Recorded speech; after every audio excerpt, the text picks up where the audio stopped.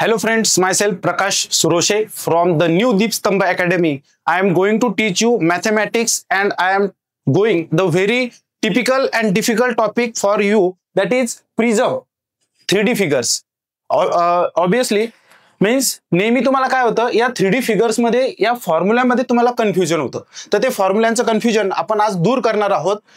सगळ्यात पहिले आपल्याला हे समजलं पाहिजे की प्रिझम काय असतो. ह्या ज्या 3D फिगर्स आहे सिलेंडर, क्युबॉइड आणि क्यूब, या सगळ्या फिगर ज्या येतात या प्रिझम मध्ये येतात. आणि प्रिझम कशाला म्हणतात तर ज्या डायग्रामचा बेस आणि टॉप दोन्ही सेम असतात त्या फिगरला प्रिझम असे म्हणतात आणि त्या फिगर्स 3D फिगर्स असतात.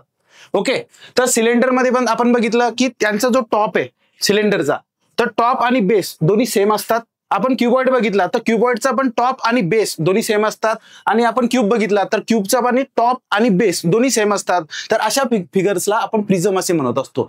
आपण आज या तीन डायग्राम पैकी किंवा या तीन शेप पैकी सिलेंडरचा विचार करणार आहोत.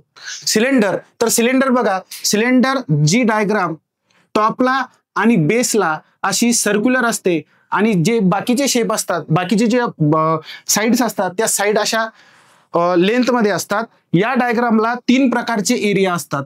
पहिला एरिया असतो कर्व सरफेस एरिया, सेकंड टाइपचा एरिया असतो टोटल सरफेस एरिया, आणि फायनल की या जी फिगर आहे या फिगर मध्ये किती वस्तू क्वांटिटी मध्ये बसू शकते तर ते आपण त्याच्या व्हॉल्यूम मध्ये विचार करतो. तर या सिलेंडरचा सगळ्यात पहिला टॉपिक आहे आणि तो टॉपिक म्हणजे टोटल सरफेस एरिया. तर टोटल सरफेस एरियाचा जो फॉर्म्युला असतो तो फॉर्म्युला बघायच्या वेळेस आपल्याला हे बघायला लागत असतं की याचा जो बेसचा एरिया आहे दोन्ही सेम आहे. तर दोन्ही सेम असल्या कारणामुळे आपण याच्यामध्ये हा टॉप आणि बेसचा एरिया आणि त्याच्यानंतर ह्या ज्या साइड्स आहे या साइडचा एरिया याचा आपण विचार करत असतो.